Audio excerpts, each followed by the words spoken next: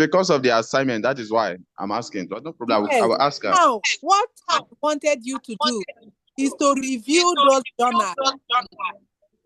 Okay, ma'am. I would have asked you to review all, but because of time constraints, I don't know why it is echoing. Ma'am? I hope you can hear me. Yes, we can hear. I'm signing for salary something.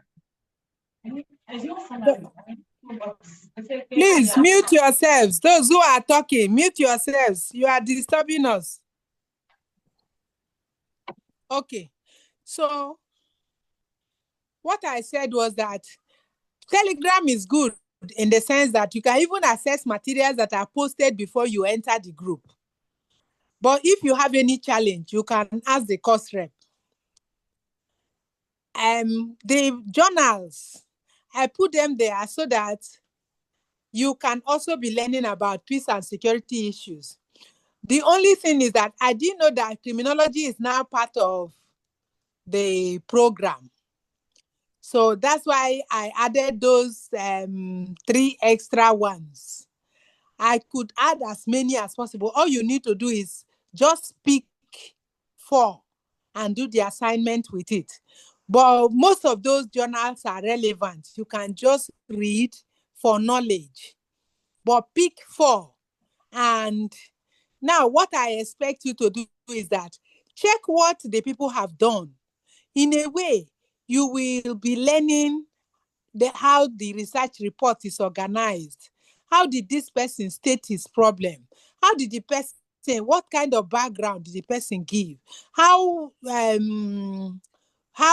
research gap was there? How was it filled? How did they do the literature? It's just so that while reviewing the journal, you will also be learning. That is the idea. So please, course rep is always willing to assist. She will put you through so that you can do your own assignment. I have said that everybody should submit by 28th.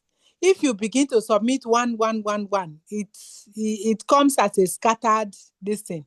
But if you all submit within the same period, I can easily go through them all at the same time.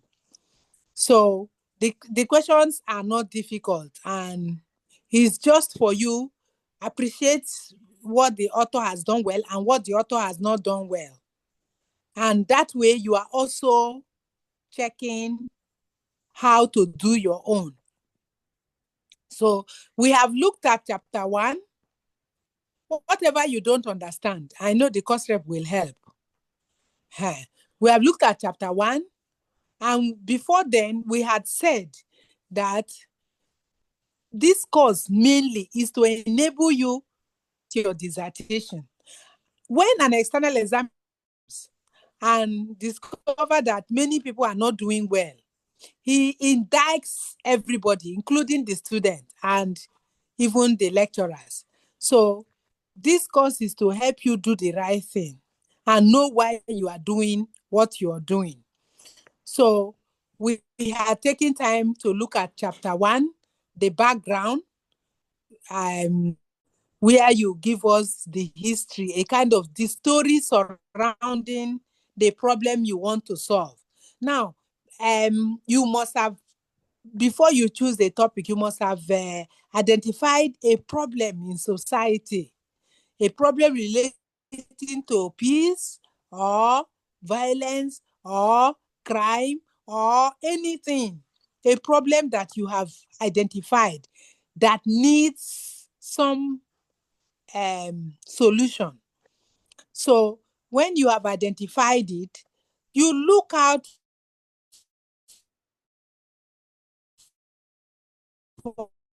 for variables. What have people written about it? What areas have they really sufficiently addressed? Which areas have they not addressed? And the able now look at, okay, I'm interested in this. There is so much problem in this area or that area. And for that reason, I would want to lend my voice in this particular area. Now, it is possible that you want to know more. The area is strange, you want to know more. Or that you want to describe what happens in that issue so that you'll be able to get a solution. Or it is possible that you want to test a particular theory that already exists. So you want to see how that theory actually plays out in reality. So that's why I also provided the theories, some of the theories. Because to an extent, the theory will determine how you approach the issue. So what is the problem? The background state, what is the history? Or what are some stories in the problem? How was it before now? And how has it been now? What made the difference? Why is this problem persisting? So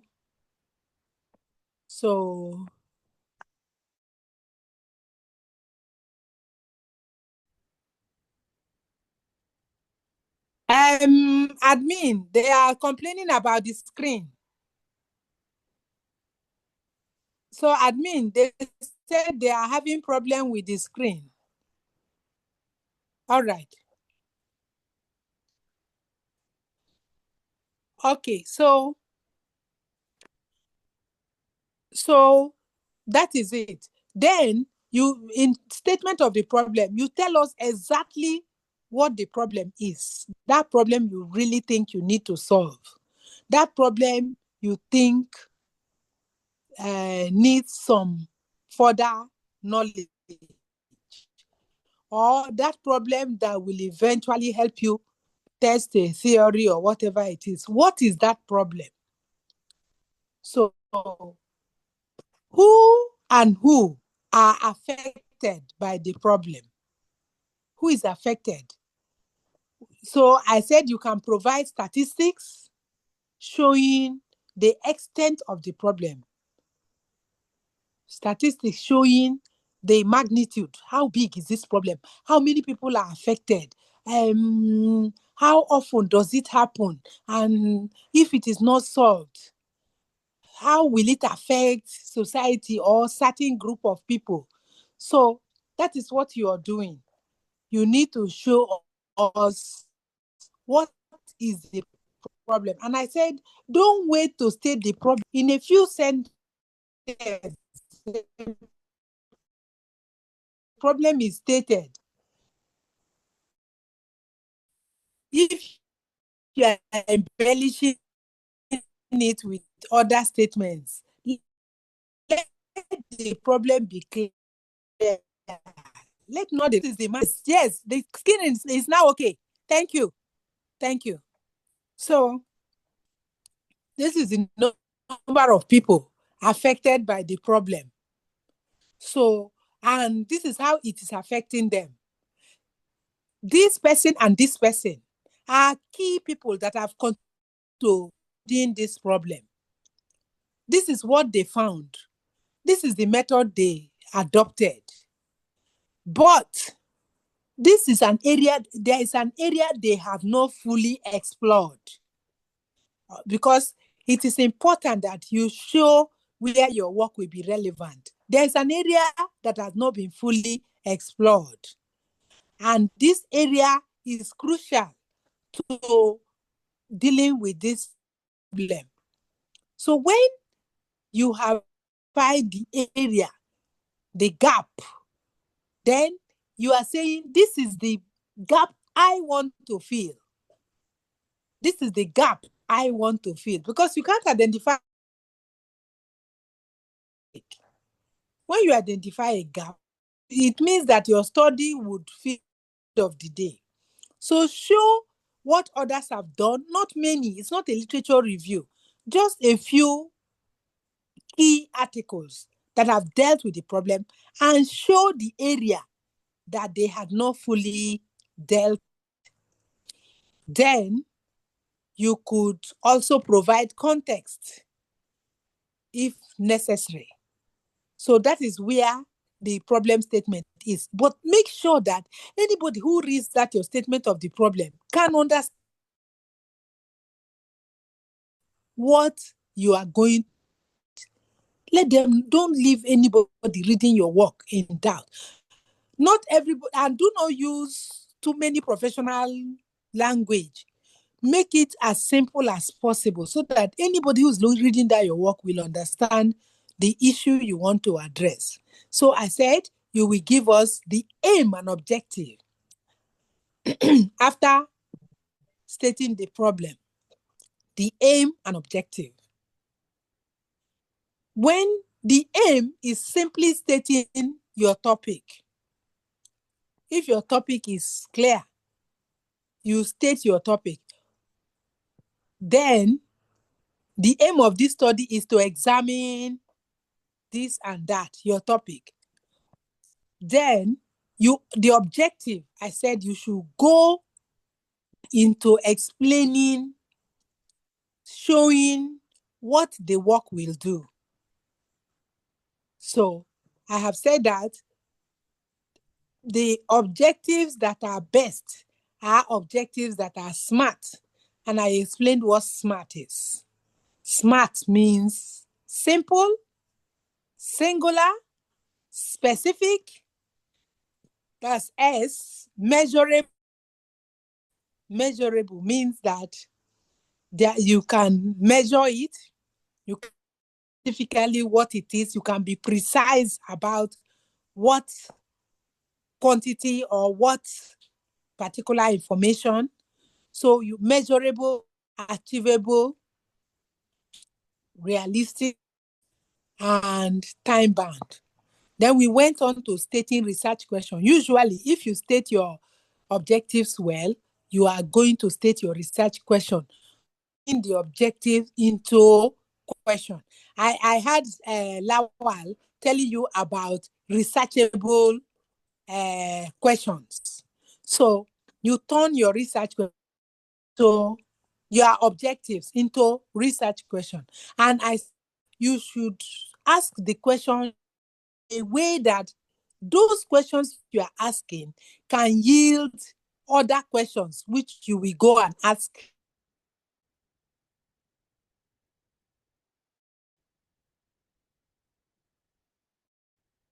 to collect data. So for that reason,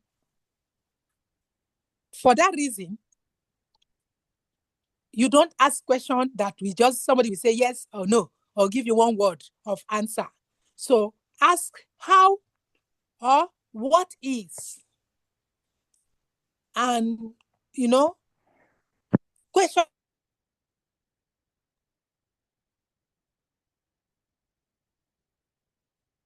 that can so you can ask questions that you can measure, that can help you to yield more questions. All right. So we also talked about, after some researches will require you are doing your stating hypothesis, but some don't actually need hypothesis. More often than not, if your method is qualitative, if you are using a qualitative design, you will not need to use hypothesis, because hypotheses are tested and you do the testing with quantitative values like numerical values. So if you know your study will not yield numerical values, there is no need to state any hypothesis. The significance of the study. How will this your study? Because if a study does not have benefits, then it's not worth doing it. So you will identify areas that the study will be beneficial. In what way will it be beneficial? Who will benefit from it?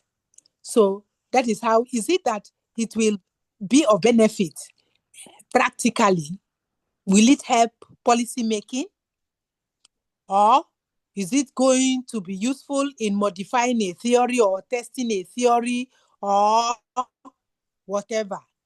Or are you going to use a method that is unique so that by using that method, it is going to make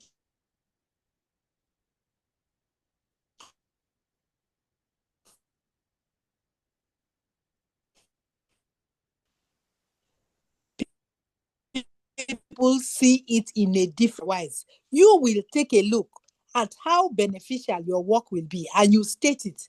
Who will benefit from it? How will it be of benefit? That's significance. Then we talked about scope. What is the boundary within which this your study? What is the scope? What is the boundary of operation for this your study? Where will it go? Where will it not go? It is in the scope. Now, I said that it is in this sometimes because we want to economize words.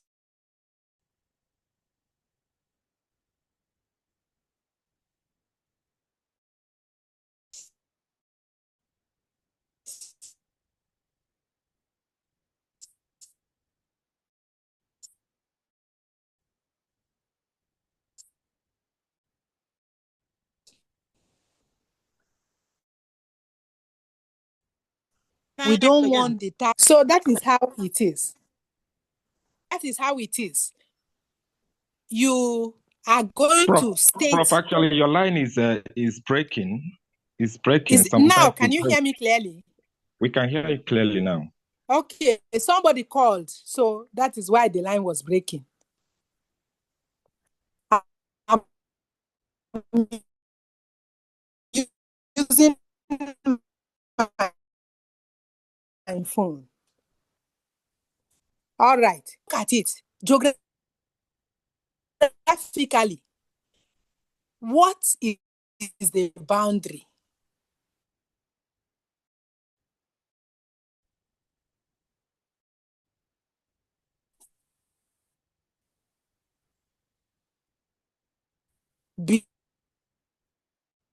Beyond which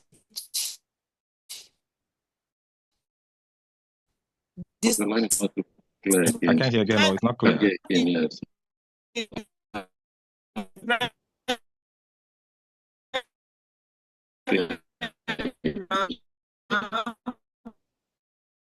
work will not go.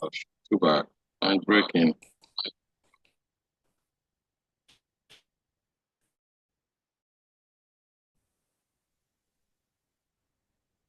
Geographically, sometimes your topic will show the geographical scope.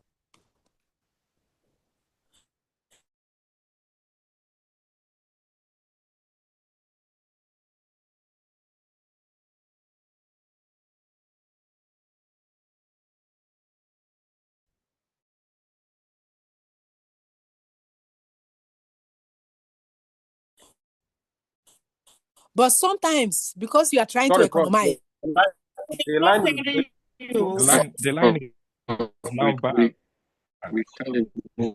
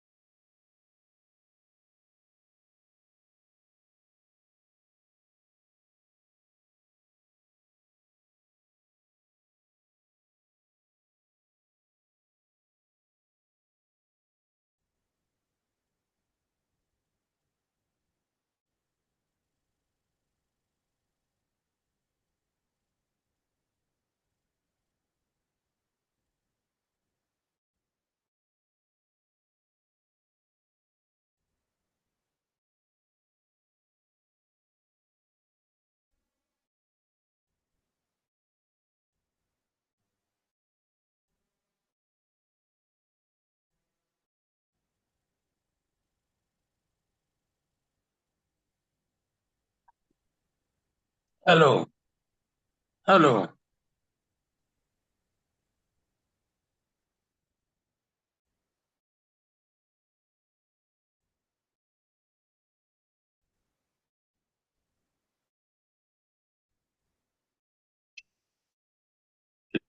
It's not working.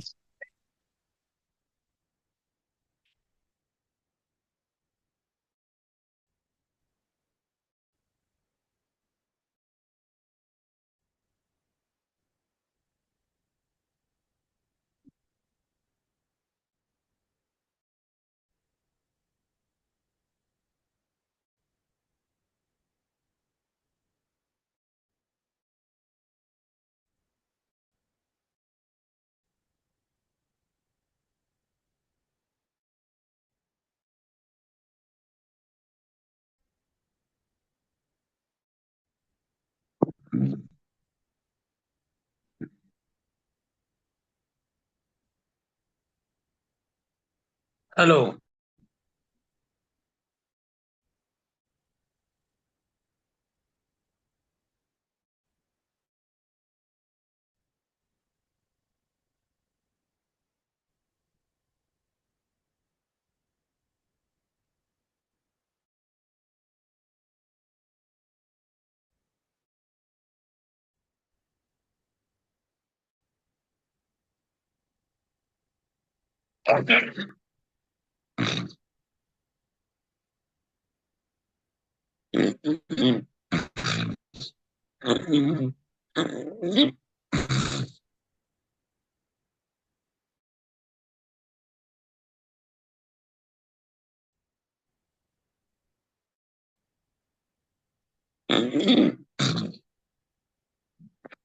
Yeah. Okay. Okay. So your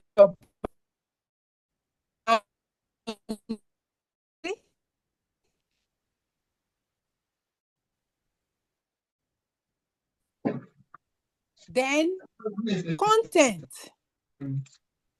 You all state your content. Which content? Which content will the study be specifically looking at? Are you looking at what happened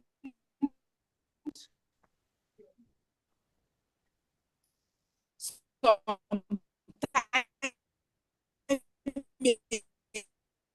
ago, or so you look at characteristics of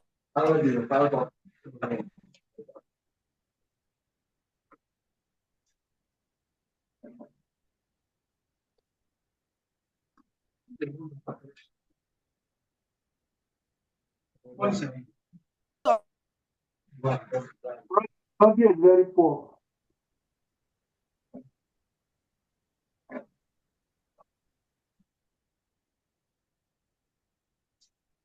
The network is not friendly today.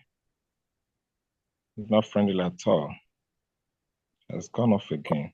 need to change my location to somewhere else, whether the network will improve. I can hear you now. Okay, you can hear me now. Very clear. Okay. I've left where I was. So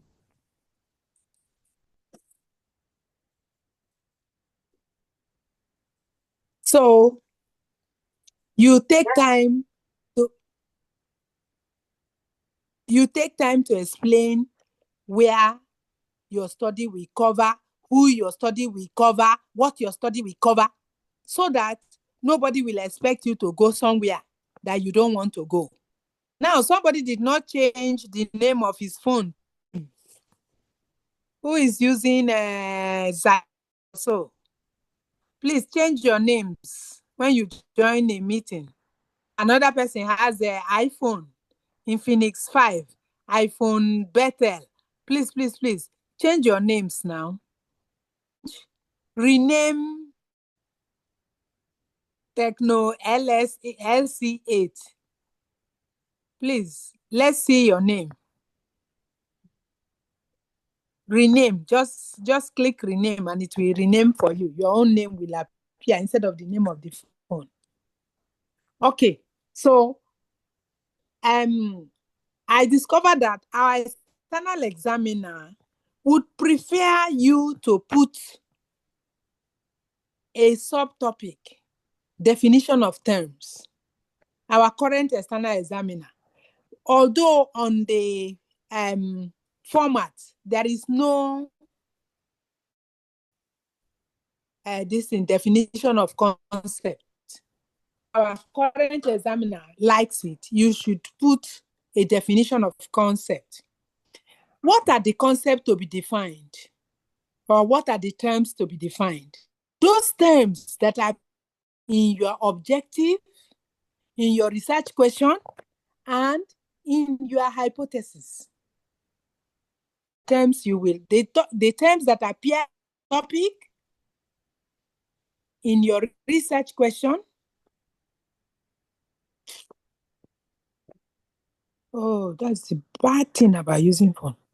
Okay. Those things that appear on your research question, on your hypothesis, and on your topic. You need to explain them to deal with that. Now, one of the things Hello, you can... Prof. Hello? Hello, Prof. Yes, I can hear you. All right. The terms you are referring to, are you, is it the keywords? Yes. At, let's say, let's say you're looking at gender and intercommunal peace building, for instance. You need to explain, you need to define what gender is and give us the attributes of gender. You need to talk about what you mean by intercommunal peace building. Now, one of the ways to do this is this. Those terms that appear on your topic, you begin with a concept mapping on what gender is, for instance. So you will see that when you look at gender, you will see it has two attributes, male and female. Or that's for Nigeria. In other places, gender is taking other dimensions. So anybody reading your work should be able to know what gender means to this work. Communal peace building. You have to describe, explain what. So if you do map, also help you, so that your definition will tell us how we can practically, when we encounter intercommunal peace building, we will not be in doubt. That is how your definition should be. You should define it to the point that nobody will be in doubt as to what you mean. So that it's not that you are using a particular big word. You repeat it everywhere. It is everywhere in the work. Yet, when they ask you, what does it mean? You don't even know. You need to, as far as this work is concerned, this is the aspect of this concept we are looking at, and describe it vividly so that nobody will be in doubt. Somebody is still using his phone name. Please change your phone names to your names. Infinite Smart. So, Prof. I will mean to delete, to send you out of the system if you don't change to your names. Yes, please ask your question. So that definition of terms, which part should it be? Should it be under pages or in chapter 1? No, in chapter 1. It should be the last subtopic. It should be the last subtopic. It is not on It the should be after. format. Yeah, it's not. It's not on the It's not. format. That's why I'm but asking where. Our current external examiner Yes. was always requesting that people should have a place, a subtopic for it, so that he will not be wondering in his heart what you mean by this term or what you mean by that term. Okay, so this Xiaomi, the last for chapter 1 is you adding it. It is not on the format because the of last our subtopic. external examiner. Yeah, according to our Yes. standard, the last scope for the last subtopic for chapter 1 is scope of the study. So the new one should come after that one, or? Yes, I'm saying after scope, add this definition of terms. Okay. And, I understand and now. that the definition I want is operational definition. Don't go and gather all the dictionary definitions everywhere and put there. No. If you want to adopt a definition from somewhere, you will say, for the purpose of this work, this term, this definition by this organization is what is going to be adopted for the purpose of this work. That's what I mean. For instance, if let's say the UN has given a definition to conflict, and you think that definition is suitable for your work, you can actually say, for the purpose of this work, the UN definition is adopted, and break that definition down so that anybody looking at that definition will understand what it stands for. So that is it.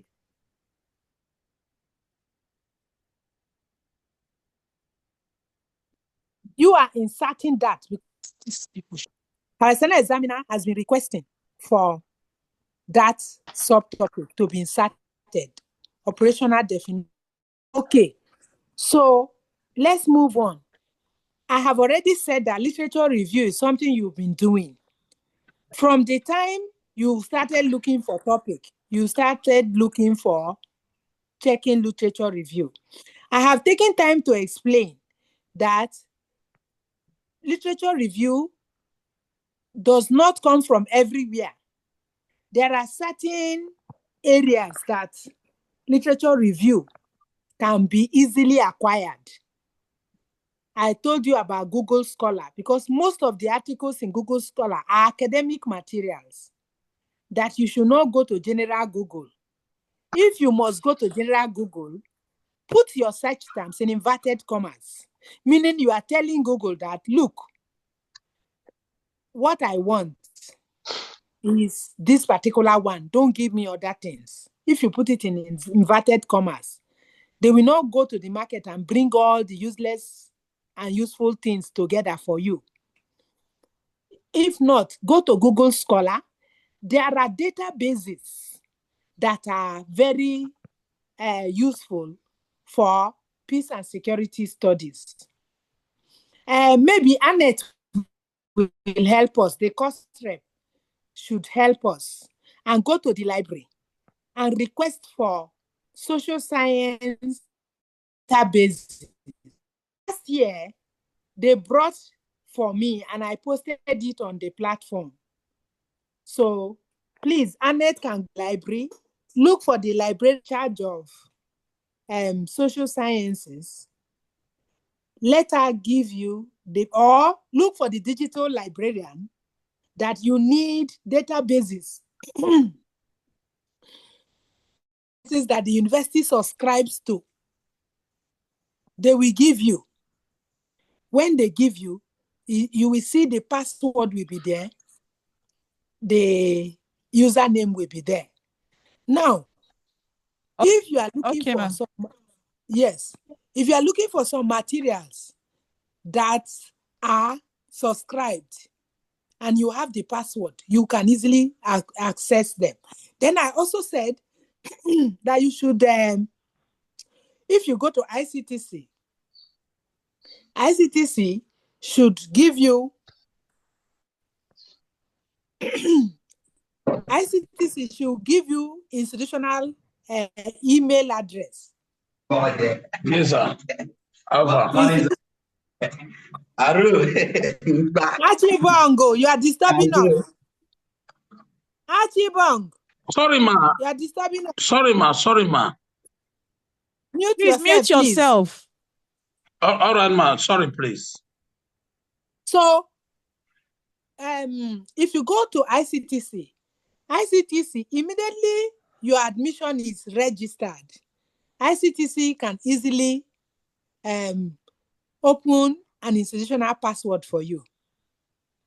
Many places, if you are requesting for permission, if your address is institutional, they will take you more serious than when you use personal email address. So, like something like Science Direct, Elsevier, if you have institutional email address, the moment they say put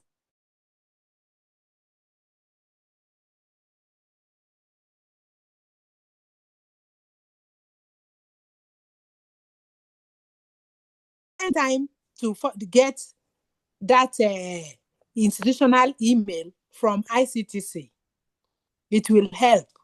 You can join ResearchGate. Many authors deposit their work with ResearchGate. So if you are already a member of ResearchGate, you can only, if you need anything, you can request directly from the author, if not public. So that's another. There are databases. You can go online and say free databases for peace and security studies. You can get data. I also put some online there on the platform where you can be getting data. You will get, like, if you go to some of those places, if you want to know how many are internally displaced, the number of conflicts going on right now, the number of refugees, the number of people, all of those databases are available. Only thing is you need to do some extra work. So now, let's assume that you have come to your literature review. Open a page for yourself where you will be putting the materials that you get. Now, I have advised earlier that you do not do verbatim citation. Minimize it. Understand what the author is saying. Then put it in your own word and write it. They want to hear your voice and not the voices of the other people you are citing. So if you are fond of citing people verbatim, it means their voices are speaking, and their voices will overshadow your own voice, and that your plagiarism increasing. So please, as much as possible, try citation. Get what the author is saying. So one way also to avoid high level of plagiarism, because already you know that you are not supposed to exceed 20%. You're not supposed to exceed 20% plagiarism level. So you have to be careful.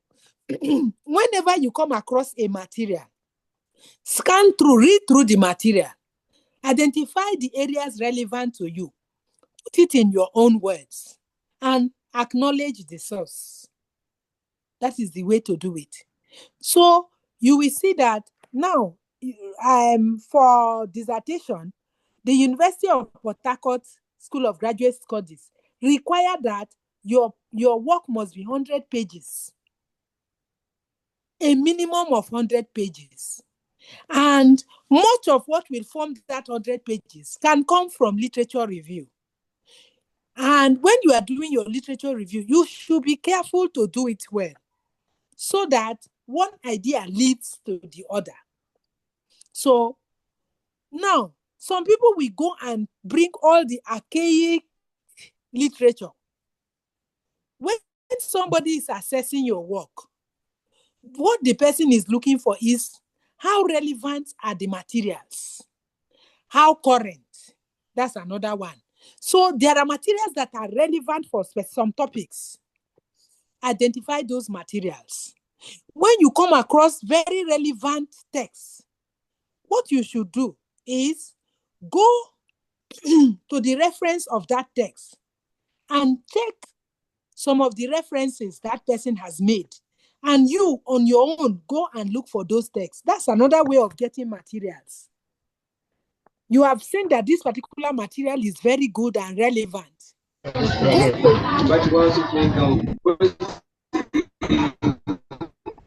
During school. You should have put it there. Okay, which one do you say you don't really need now? Yourself. And that you will not need soon. I know this soon. As far as all these ones are concerned, we are using them. What does that mean? But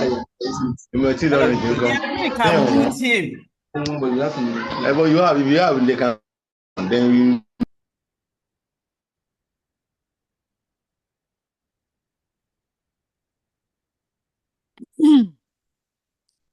Doing schools, your name is not changed though. That is not your name. Your name is not changed. Change your name to your name. Not Okay. Doing school. There are still some people. I prep, please. Change it to your name. Infinix Smart 5. Change. iPhone better. Please, please, please, please. You people should change your names. Techno LC8. I don't know why you are not changing. If you click on it, it will tell you to rename. You rename it. Please, let's play according to rules. So don't go and carry archaic materials. You can set, if you go to a database, you can actually filter it. You filter the database by saying, I want only, let's say, 5 years and above. And less. Not later than 5 years. And you will see that you will get so many materials. You will see so many materials. So you can do that.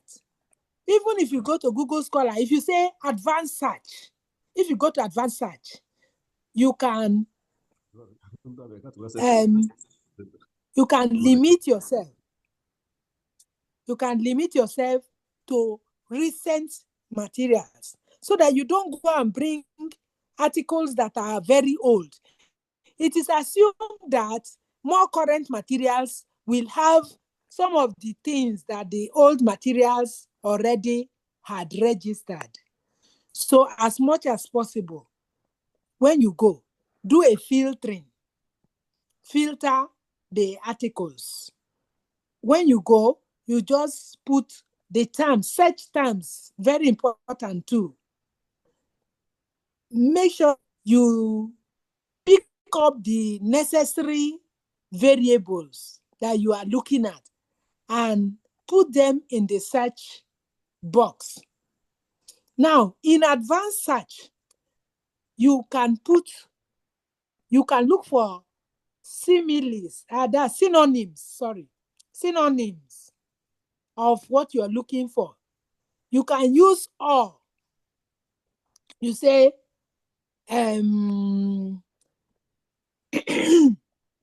assault or violence, or, where you want to check two things together, you use and. So when you go to the search box, if you are doing advanced search, you will see that just filtering, you will see so many materials. Materials are not scarce. It's knowing how to search them in the databases.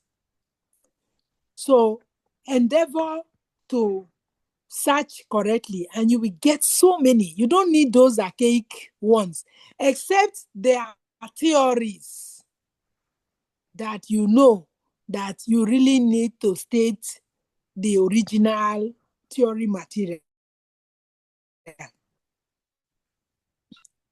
So now, I said that narrative literature review material, Ifanachor's material. You now say, Professor Ifanachor said this. He also said this. He said this also, that. No, that will not be very good. Instead, identify materials that are similar to what he has said and put them together. Use semicolon to separate them. So those that are similar, you put them together.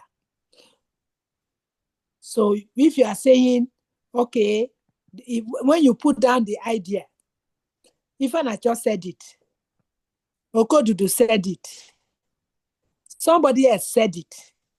So what do? Ifanachor 2020, Okodudu 2021, separate them with semicolon, which will show that all these people are saying similar things. Then you can also bring in all who said are different. So that is the way to do it. If not, your literature review will be very boring. If you just pick one person and talk about him, then you drop him, you not go and bring another person. No. It's critical literature review we are supposed to be doing. This is what he said. This and this person said similar thing. But this other person said this, which is different from what this person has said. That is the way to go about it. So take time to look at the journal articles that you have. You will see that some of these things, you will just notice that they have done the same. Then, if you are looking for articles, the first thing to do is to look for the abstract. Look for the abstract. Read through the abstract. So if it's an advanced search environment, if you check, you will just see abstract, titles and abstract, some titles. If you click abstract, the abstracts will come out. Then you pick the abstract that appeal to you. It is the full papers of those abstracts that made sense to your work that you are supposed to read.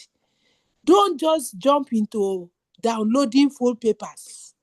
You will see that there will be too many things.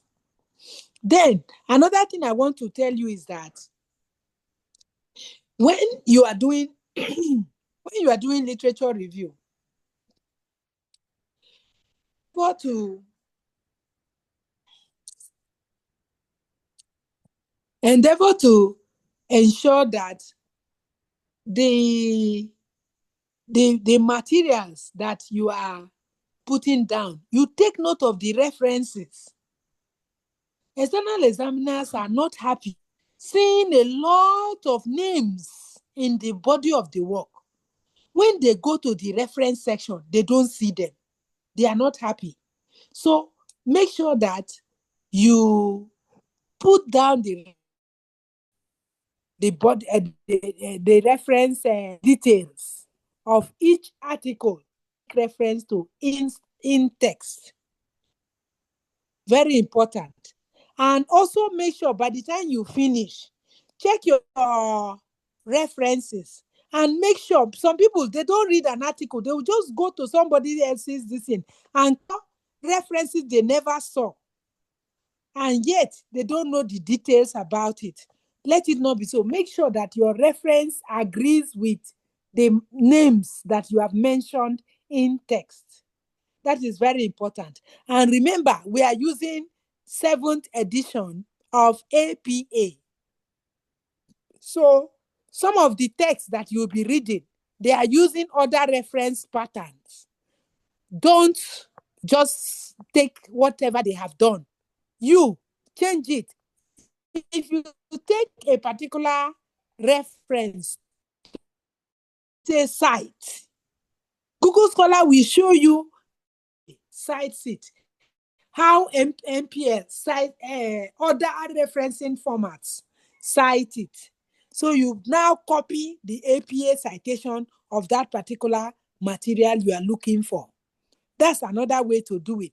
Or and how APA, Google APA and go through it.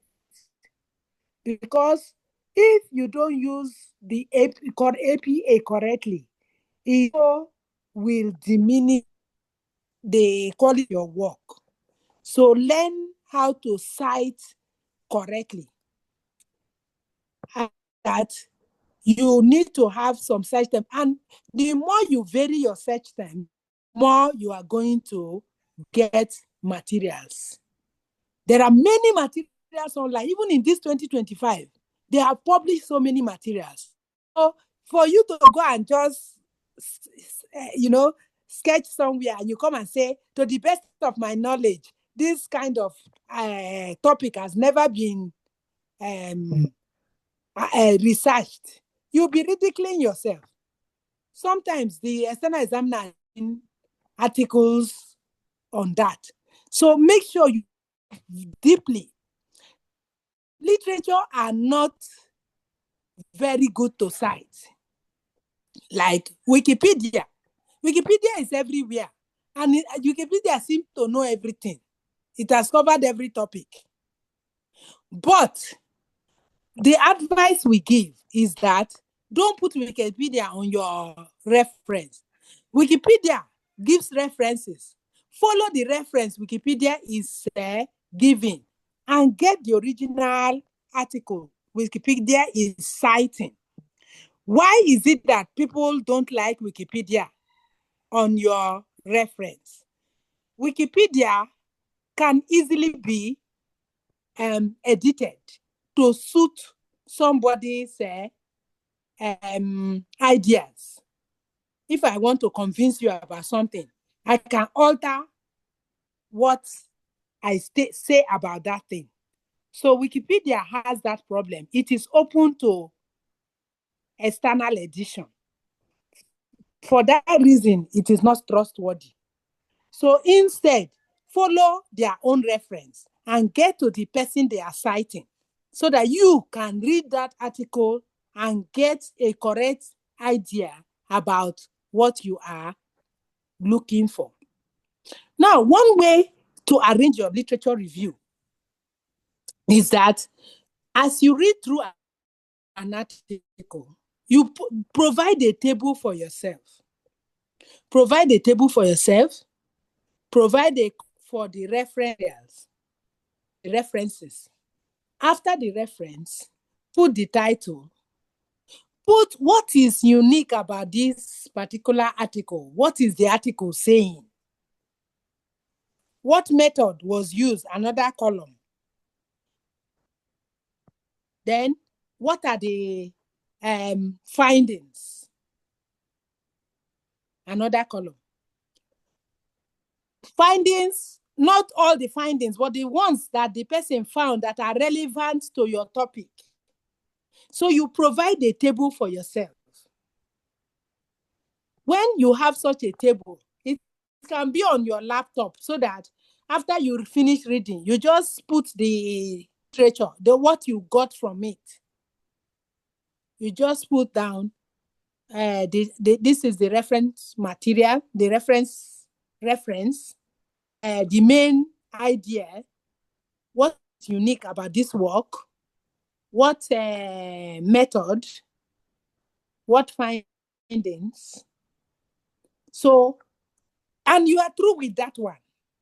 Since you have put the reference, if for another time you want to look at it again, you can just click the URL. Now, some materials have a DOI.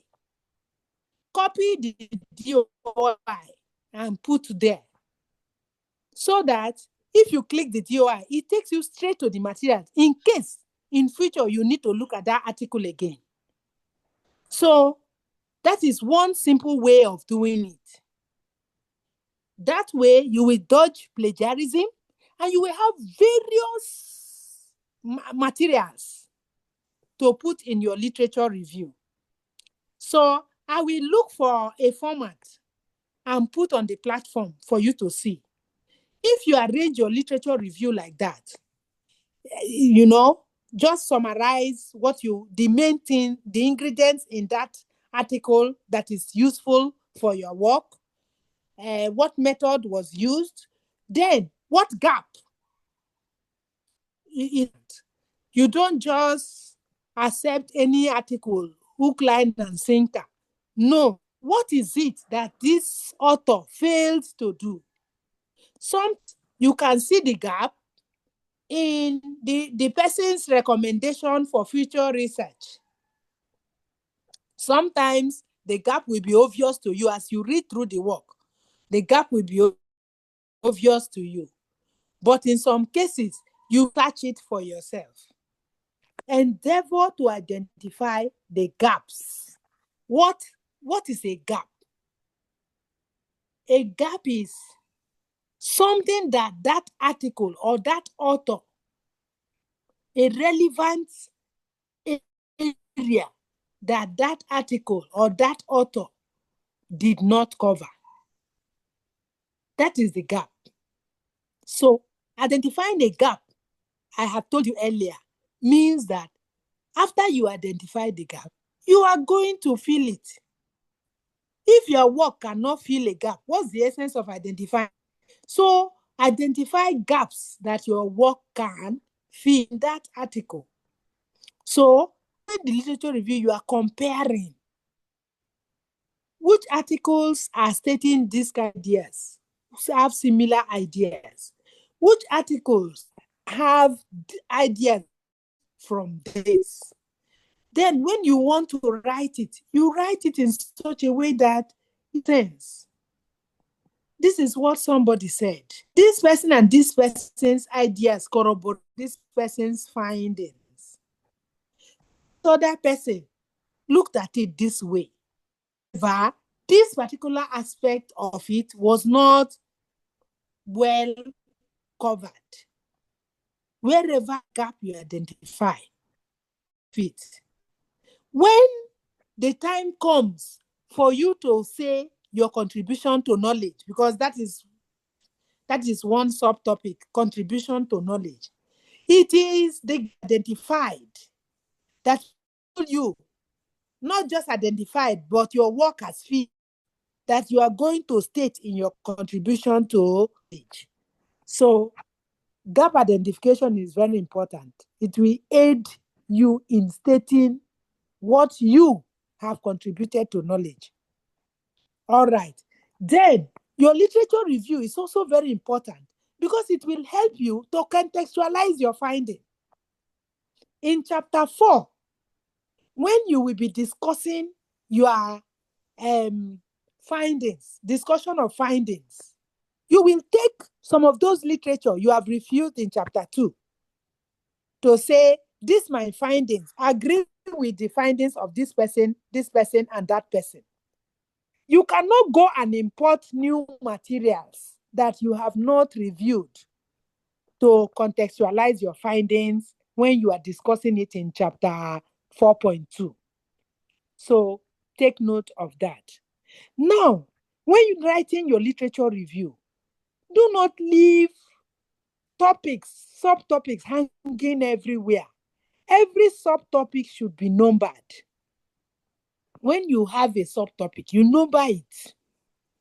So don't just put subtopics here and there without numbers. Now, if you look at the format, 3 points, literature review is chapter. Like I said, literature review is capitalized and centralized. Chapter 2 first, literature review, both are capitalized and centralized. Then the subtopic 2.1 is conceptual framework. this conceptual framework is actually basically dealing with the concepts that you are dealing with that are in the work, conceptual framework.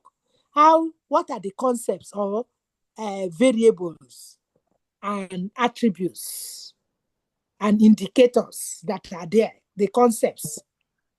How are they linked to one another? So that is basically what you are explaining.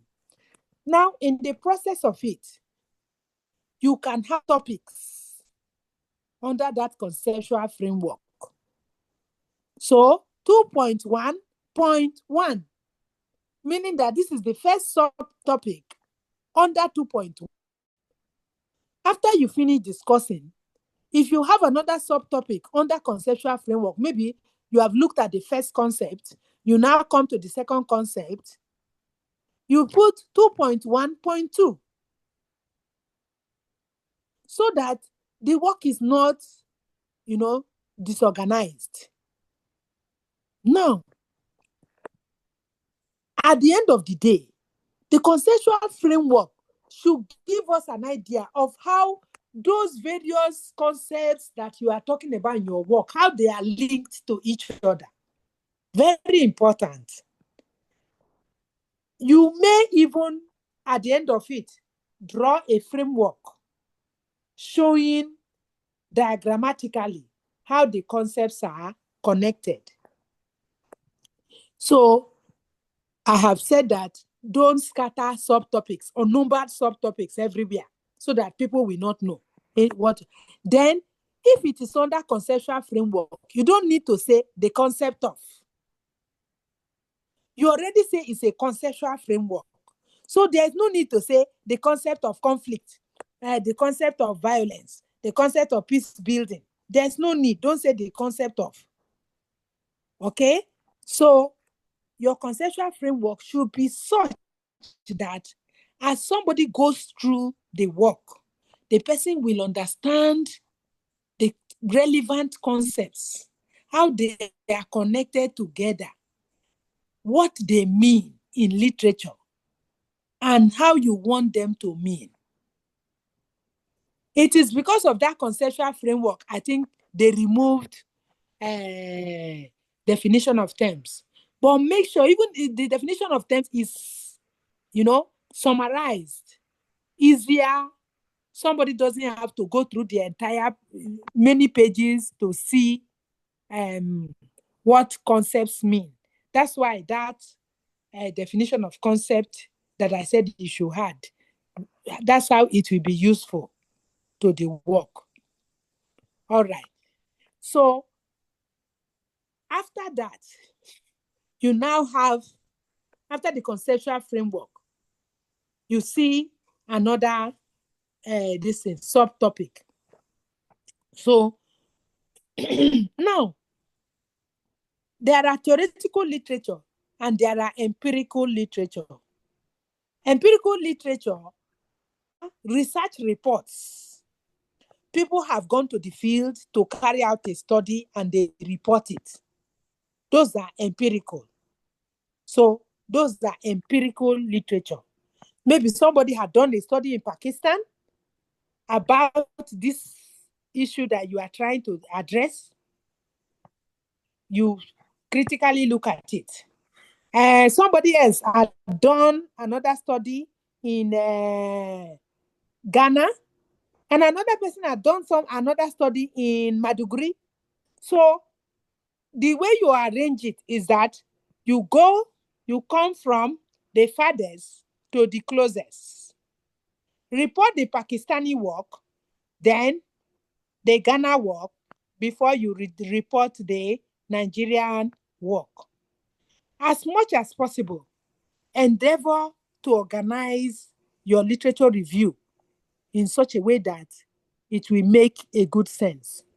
One of the ways to arrange your empirical literature review is turn your objective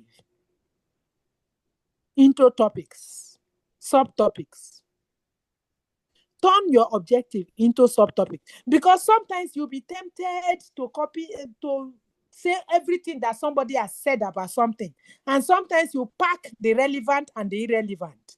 But if you use your objective or your literature and your research question, so you form a subtopic out of those ones, you will discover that it helps to limit beyond which you cannot go. So that's another way. So when you now say you want to examine the relationship between this and this, you now form a topic. You just say this and this. If it is a topic, you see that it will be very difficult to bring in other materials that are not relevant to that subtopic.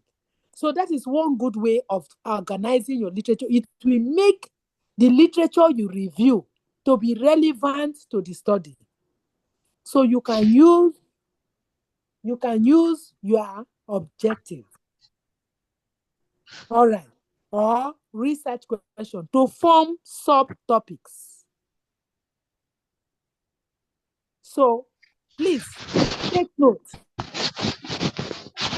that your literature review should be well organized, because that 100 pages, a lot of it might come from that literature review. Let's move forward because we don't have so much time. Theoretical framework. When we talk about theoretical framework, it is, I think that should be 2.3 or so. The theory that is relevant, that will help you explain the concept, the topic that you want to add, is what they are asking for. So identify theories that are relevant, and at the end of specify 1, 2 that you would want to use for the purpose of that work. So you can actually do a theoretical review, then identify the theory you want to use. So that particular theory you want to use, make sure you know the background of that theory. What is the theory about? Who propounded it? When was it propounded? What are its weaknesses and strengths? You must know that very well. That particular one, you must know why it is better than other theories to be used in that your work. Why is it better than others? So you emphasize its strength. You emphasize its strength. Now, you could use more than one.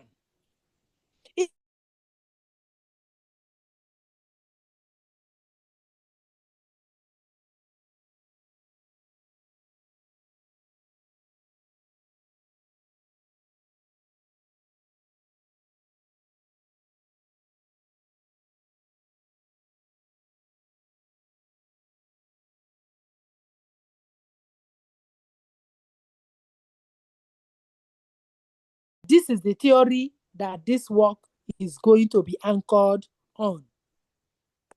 All right. Because some people will have so many theories. In that case, you are doing a review. But state the one you are using specifically for the work. So we want to move out of chapter 2. Let's move to chapter 3. Chapter 3 is methodology. At the beginning of the work of our class, we talked about methodology.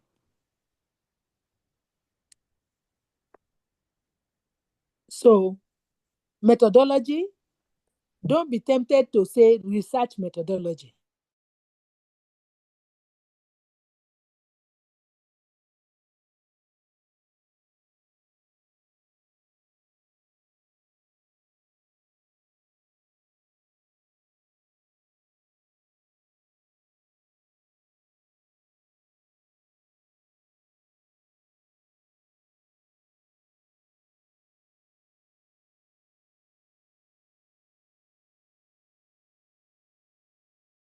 different types of design.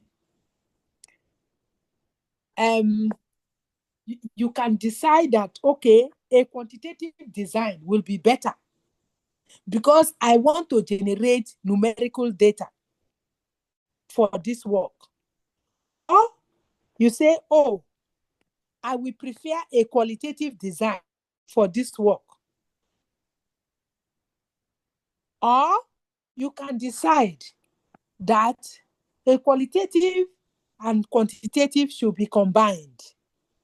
In which case, we say you are doing a mixed method design.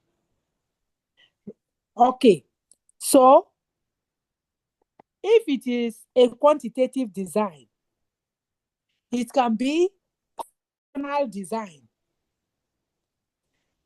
It means that you are looking for relationship between two or more variables. Relationship between two or more variables, correlational design. Although they always say that correlation and causation are not the same. Meaning you are not actually looking for cause and effect. You are looking for relationship between two or more variables.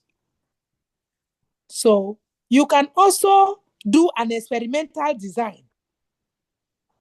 In the social sciences, we don't do through experiment most times because we carry out our study not in a laboratory or an artificial environment where we can hold some variables constant. So most times we use a quasi-experimental design, or they say quasi, some say quasi. Quasi-experimental design, meaning that you are not following the rules of experiment completely. So in the social sciences, we do those things. For instance, if you want to check the effect of, experiments are usually cause and effect. If you want the effect of something on something, you can do an experimental design.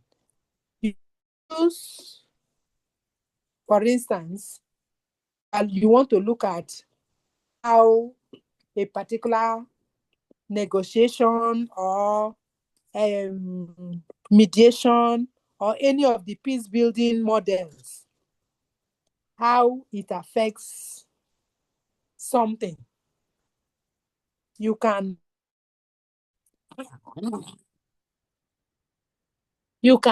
actually check all the people involved. You have two groups. The first group will experience the mediation, discussion, or the dialogue, or whatever you want to do, while the other group will not experience that discussion. Then you come and give them questionnaire to fill. At the end of the day, you'll be able to know the effect. If you'd notice a difference between the two groups, you will say it is because of that something you did that made the difference in the result. So that is experimental design. You can also use other types of designs. There are many designs, and sometimes there are combinations. So it depends on which particular one you want to choose. Let me not waste much time on the design. So you choose your design. So you write that this particular design is what is going to be used for this study. This particular design is to be used. Is it qualitative? Then we have case study. Qualitative design. Some are case study, can be a phenomenological study. In phenomenological study, you want to know how people have experienced a particular issue, particular thing. Yes? Please, I'm not taking you back, but I just want to know something. The conceptual framework, yes. Is it possible to use more than one conceptual theory framework, and also the theoretical framework? Is it possible to use more than one, or always be one? That's theory. Yes, the conceptual framework is those your concepts that you are using in your study. You need to explain them one after the other and how they are connected to each other. That is conceptual framework. But theoretical framework is the theory. It can be one. If you think that one is able to address all the issues that you want to explain. But it can be more than one. Like I said, that if it is more than one, give a justification for why a second one is there, or even a third one. Make sure that you justify the inclusion of a third or a second one. That is it. So if one theory is enough to explain, one of the things that theories do for us is that they explain. They help us to explain. So if one theory is capable of explaining everything, then no problem. You just tell us, this is the theory for this work. But if it is more than one, you will explain that this theory will handle this area. But because there is need to explain this area, another theory. But the two theories must complement each other. They must not be theories that contradict each other, please. The two, if you are using two, they must not contradict each other. All right. So I hope I can move on. Another question, Prof. Another question, madam. All right. On chapter 2, subtopic 2.4. Yes. Periodization of existing literature. Actually, what does it No, involve? that one is not relevant to us. Periodization most times is in literature. You know, that framework is for the whole university. Are you following? Yeah. So should we include it when we are? No, you may not need to. You may not need to. You may not need to. But if you must, it means that the issue you are looking at, that's the literature from which this period to this period. Most times, the people that need it are people in literature, people in history, people in English, because they are actually doing their work with a particular literature or a particular set of literature. So if you don't put that subtopic, nobody will disturb you. Is that okay? All right. Any other question? Can I move on? I can move on. All right. So there are different designs. So it depends on the design that is relevant to you. It depends. If you want to look at the experiences of people, it means that design is phenomenological. If you want to do a case study, it means that you want to do an in-depth analysis of a particular case of individuals or a particular set of individuals. So sometimes you may decide to mix them up. So whatever is the design, that is, you state it that for the purpose of this work, this particular design is to be used. And this is how the design will be used. Okay. Then we move on to 1.2. I think 3.2, sorry. 3.2 is study area. 3.2 is study area.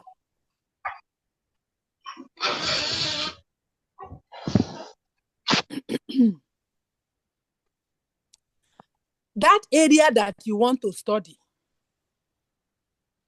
Discuss the area. Tell us about that area as it affects that particular issue. Discuss that area as it affects that issue that you are having. Mr. Robert, mute your mic, please.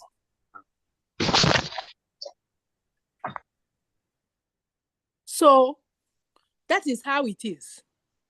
Maybe you are trying to look at maybe cult violence in a particular area. When you want to discuss the area, is there something in that culture that makes cult violence to happen frequently? Is there an aspect of their culture that, allow such things to happen? Or what aspect of that area makes, because for you to even have chosen a particular area, there must be a good reason. Is it that among other communities, that is where the problem is more? What about that area that makes it more vulnerable to that area? To that particular issue. So don't just go online and say, the people are strong warriors, the people are this, they are great farmers, they are great this and that and that. You go and get a story a community has used to praise itself online. No. It's not bad that you tell us about that community, because some people who will be reading your work have never heard of it. So tell us, give us a background information. This community is geographically here or there. It is in so-so local government area. Tell us a little about how the community is organized, a little, its culture, and things like that. So that is what you will do.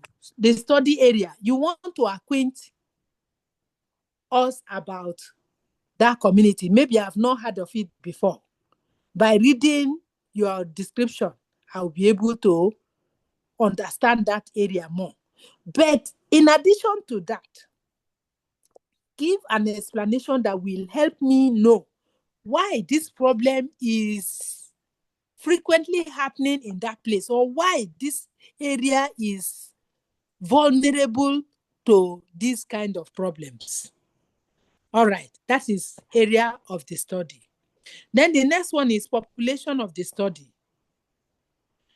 So now, when we talk about population, we are saying how many people are involved. So there is what we call target population.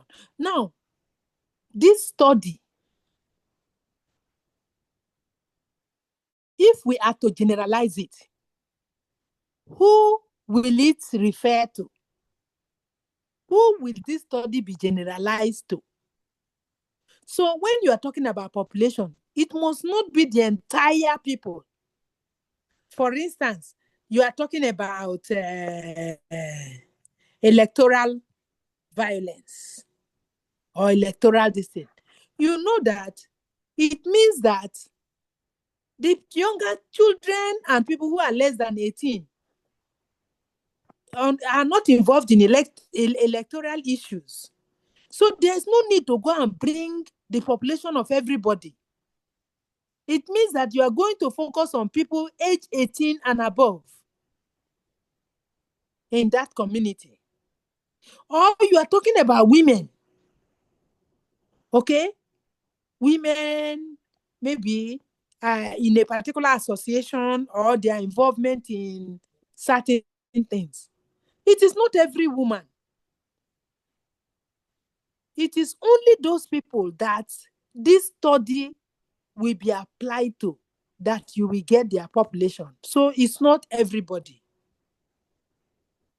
Because when you go and get, okay, the population of River State, it means even the children are involved. They old are there. But you are looking at market women and the role they played in a particular, maybe, conflict. Then it will be good if you go and get the market list, if it is possible. Or if the people that attend that meeting at that market are from a particular age grade or something, you get that list. It's not everybody. So that is what population. So not everybody. Only pick the one that this study will be generalized to. All right. Now, you know that Nigeria's last census was 2006. It will not be good that you take the 2006 figure as your population. They have made more recent projection of that population. They look at the growth rate and everything and made a projection.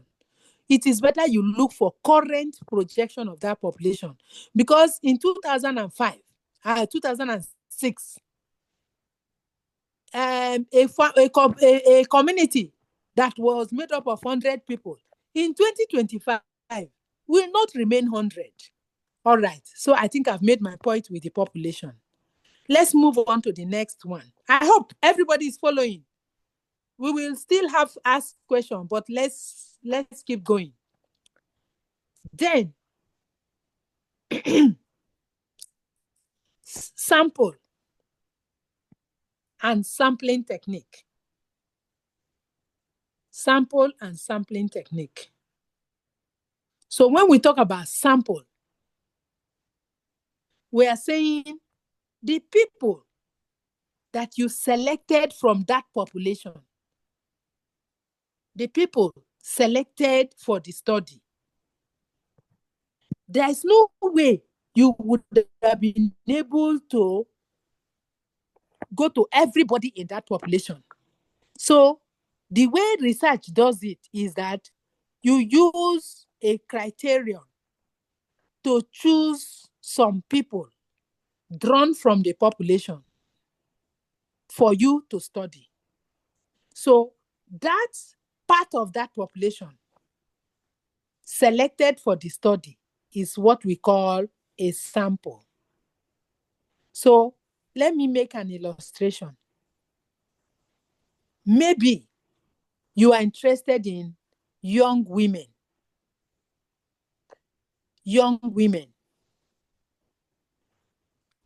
And you particularly wanted to look at childbearing women. So you were able to get the distance. So for you to carry out the study, there's no way you would have been able to meet every childbearing woman. So you can use some criteria that we discuss later to select those people that will participate in the study. So that is what we call sample. That subgroup from that population is called a sample. So when we talk about sampling, it means another word is selecting, sampling technique. What selection technique? You need to explain what technique that you use in selecting the people that you used for the study. So that selection technique is what we mean by sampling technique. Now, you are expected to determine the sample size. How many people will be relevant for the study? That is what we mean by sample size. You determine the size. Sample size is the total number of people that participate in the study. The total number of people that participate in the study is what we call sample size. So if they ask you, what's your sample size? the thing you should provide is how many people participated in the study. If 100 people, you say my sample size is 100, but you don't arbitrarily choose the number you want to study. Research requires that you use a sample size determination technique to choose the number that will be relevant. So we have a number of sample size determination techniques, and they have their various criteria for making that choice. So we have so many of them. You can use AI to pick one of them. There are so many. In our faculty, many people are using Taro Yemeni, and external examiners are tired of us using Taro Yemeni. So go and check for other sample size determination technique. Now, some of them, they have formula. If you know the population and you know the number of people that you want to, you will calculate and you will get a particular number. One thing with Taro Yemeni is that as far as the population is large, you will end up getting 400.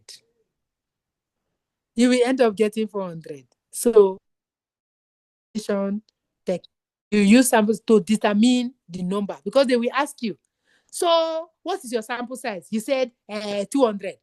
They will ask you, how did you decide that 200 will be the sample size? That's what they are asking for, your sample size determination technique. Okay. So that is that. Then sampling technique. I said sampling means what? Selection technique. There are different sampling techniques. We have two major types of sampling, two major sampling approaches. The first one is called probability sampling. The other one is called non-probability sampling. So the first one, which is probability sampling, I know that I'm running out of time now. The first one, probability sampling, is done because you want a representative sample, in which case you need what we call a sampling frame, a list or a register or something where most of the people in that population are listed. So, for instance, you want to look at issues relating to election. I think one good sampling technique, sampling frame you can use is what? The boosters register. Or it is an organization, you will look for the nominal roll. Or it's a school, you look for the register. It is a department, you look for the matriculation list. That is what we call sampling frame. So out of the sampling frame, you will use the sampling frame to select the people that you want. So probability sampling is also called random sampling by chance. Okay? It is not, your own personal interest is not involved in the choice of the sample you are doing.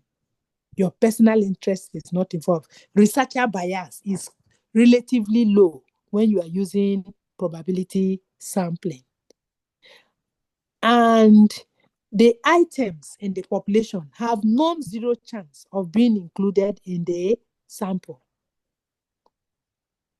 You can also calculate the sampling error easily when you use probability sampling. So sampling error can easily be calculated. items in the population have non-zero chance of being included in the sample. Researcher bias is at a minimum when you use probability sampling. So what are the techniques under probability sampling? The first one is simple random sampling. Simple random sampling has to do with using ballot,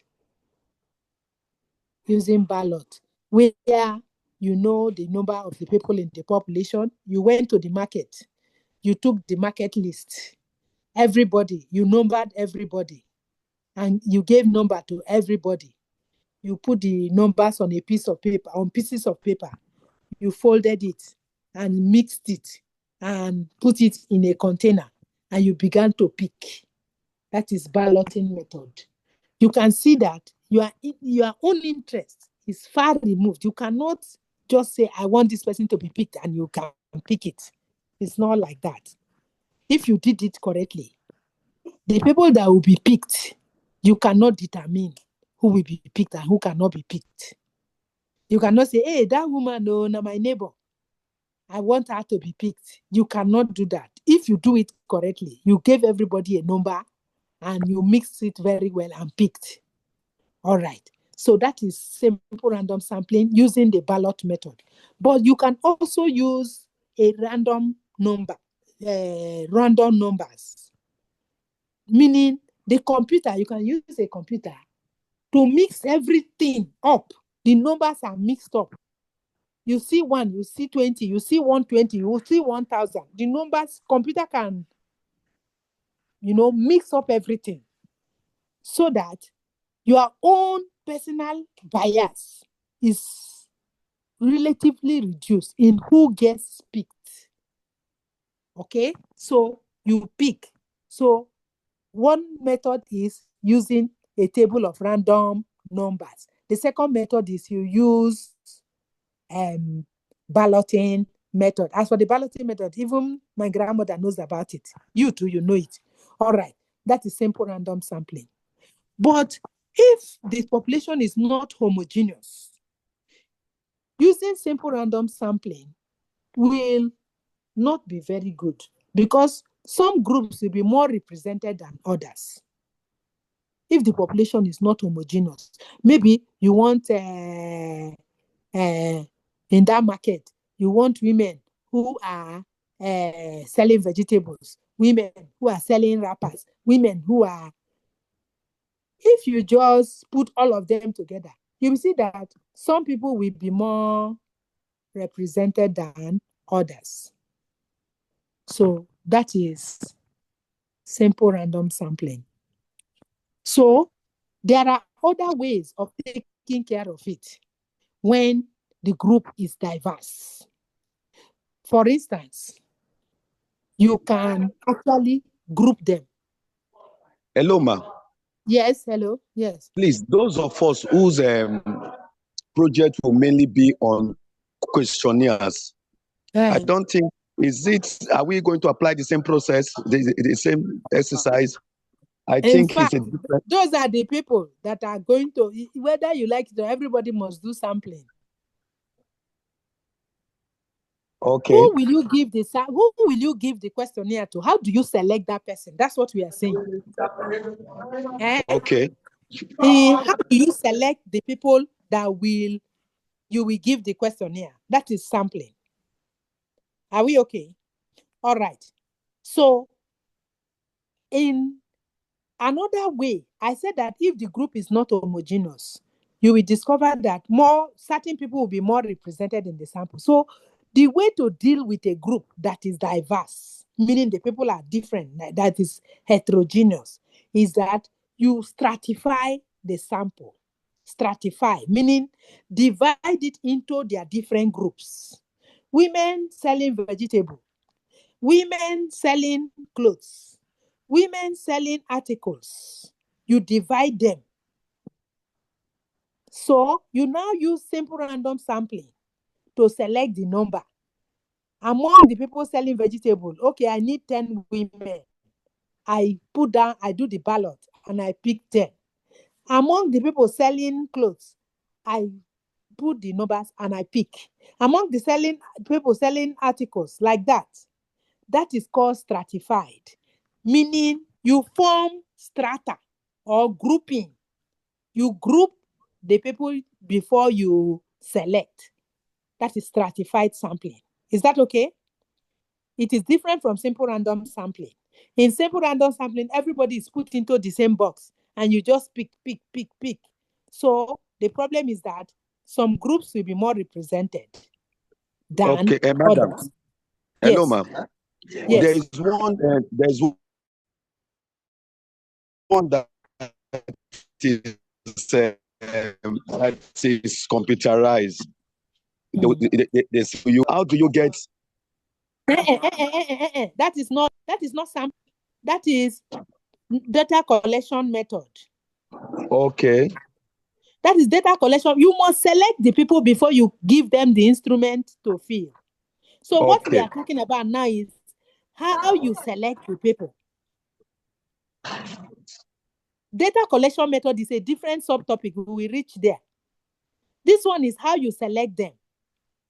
First of all, you select before you go and give them the instrument. So that is it. So in simple random, everybody is together. In stratified, you divide them according to their different characteristics. Then you use simple random to select the number you want. Then, if another sampling technique is, if the group is, population-wise, it's diverse. It's a diverse population. In that case, you use what we call cluster sampling, or another name for it is area sampling, meaning that, I want to look at the Niger Delta. The Niger Delta is diverse. We have those in Imo State, we have those in Bayelsa, we have those in Delta. So you use what we call cluster sampling or area sampling. It's cluster sampling, okay? Where you now pick areas and you now look at each area and you pick again. Those are cluster sampling. So remember, when the human characteristics are diverse, we use stratified. When the area is diverse, we use cluster. Is that okay? All right. So the next one. So we have talked about cluster sampling, where you can decide, like Port Harcourt now, you can decide to zone it. You say, okay, Diobu, Transamadi, Mile 1, this side and that side. You now cluster it into different zones. Then you now collect this thing from different zones. That is cluster sampling. Because the area is diverse. You know that people who live in Diobu will have different characteristics from people who live in Transamadi. Or Transamadi has a different characteristics from Diobu. That's cluster. Then we talk about, so we have talked about 3 types. Then systematic sampling, that is the 4th one. In systematic sampling, you decide that, okay, you already know your sampling size. Yeah, I mean your sample size. The population is, let's say 1,000. Your sample size is 200. And you want to systematically, all of these things are to ensure that researcher bias is brought to the minimum. So what do? Divide the population by the sample size. So 1,000 divided by 200. What do you get? 5. Then you now look at that population. You pick every 5th person. Every 5th person. Maybe you begin by closing your eye, 1 to 5. You pick 2. So since you pick the 2nd person, you pick the 7th person, you pick the 12th person, you pick the 17th person, you pick the 22nd person, like that. That is called systematic. unless you prepare the sampling frame with a bias. If not, there is no way you can determine who gets picked and who will not get picked. So that is the beauty of random sampling. The bias of the researcher is brought to the minimum. People get picked by chance. It is random. Your judgment, the researcher's judgment, is minimal in selecting who should participate in the study. All right. So that is it. So maybe we may have to look for another time. You know that the timetable shows that lecture ends 28, right? Annette. Is Annette there? Hello, Annette. I'm here. The timetable you sent to me shows that lecture ends by 28th. Yes. And 28th is next Friday. Yes. But So I think there is an extension because we have new students. So okay. I'm going to ask the director about that. Yes. Okay. All right. So, but I hope these people are following. Does anybody have a question to ask?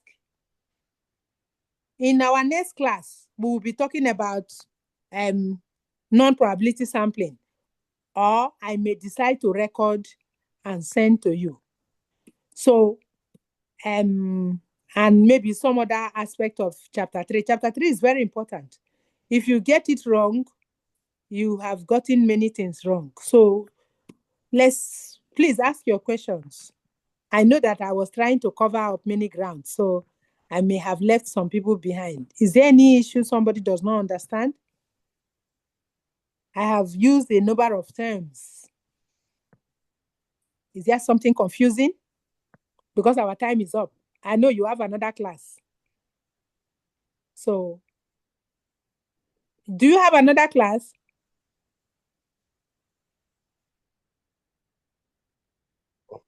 I understand.